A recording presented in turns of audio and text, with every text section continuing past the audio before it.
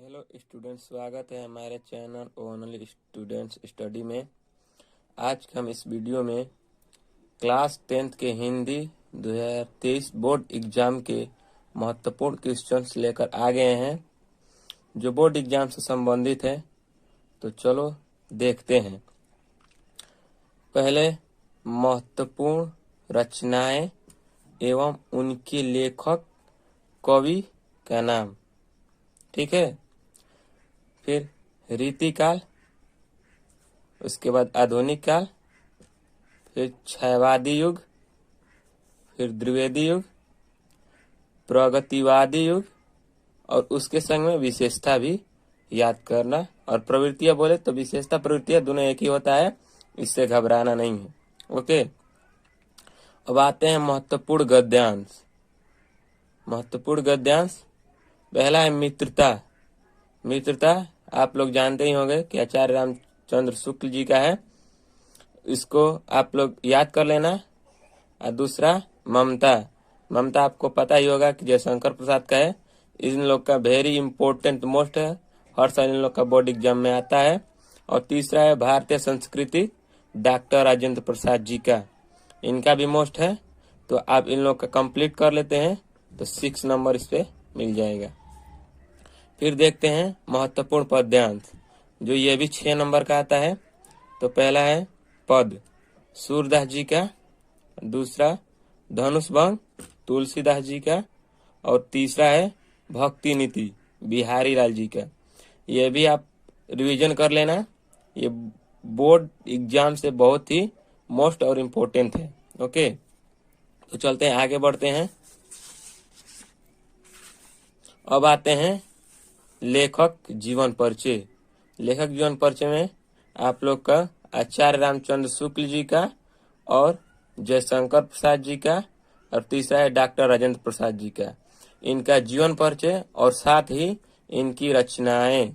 रचनाएं भी बहुत मोस्ट है।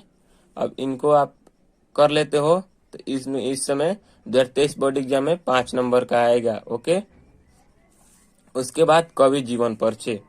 कवि जीवन परिचय में आप लोग को 3 भी मोस्ट है। पहला है सूरदास जी का, दूसरा है तुलसीदास, तीसरा महादेवी वर्मा। इनके साथ साथ आप लोग इनको रचनाएं भी याद कर लेना, ये भी मोस्ट है बोर्ड एग्जाम से। और चलते हैं संस्कृत।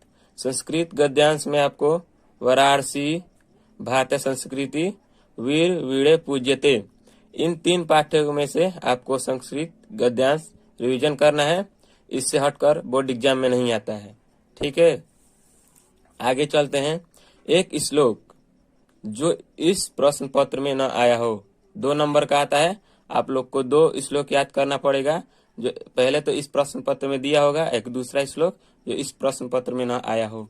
चलते हैं आगे।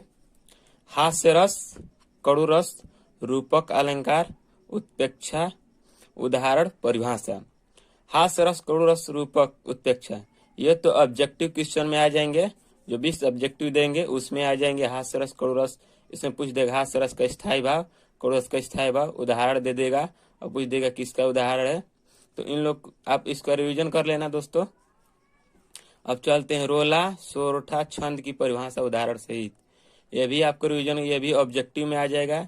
सोरठा छंद की परिभाषा अगर आ जाएगा तो ये रिवीजन कर लेना, जिससे आपको बोर्ड एग्जाम में कोई भी परेशानी ना हो, याद किए रहेंगे तो। अब चलते हैं उपसर्ग। उपसर्ग, प्रत्यय, समास, तत्सम तद्भव, पर्यायवाची शब्द, यौड़ संधि और धातु रूप, ये भी ऑब्जेक्टिव में आपके आ जाएंगे, जो इन 9 नंबर के हैं।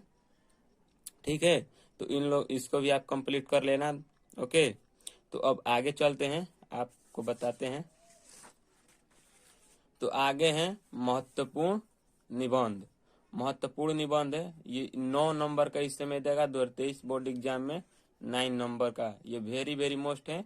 तो पहला है प्रदूषण की समस्या तथा समाधान, इनको आप रिवीजन कर लेना और याद कर लेना, ये बहुत वेरी वेरी मोस्ट है। और दूसरा है विज्ञान वरदान या अभिशाप, ये भी मोस्ट है, याद कर लेंगे तो आपको 9 नंबर बन जाएगा।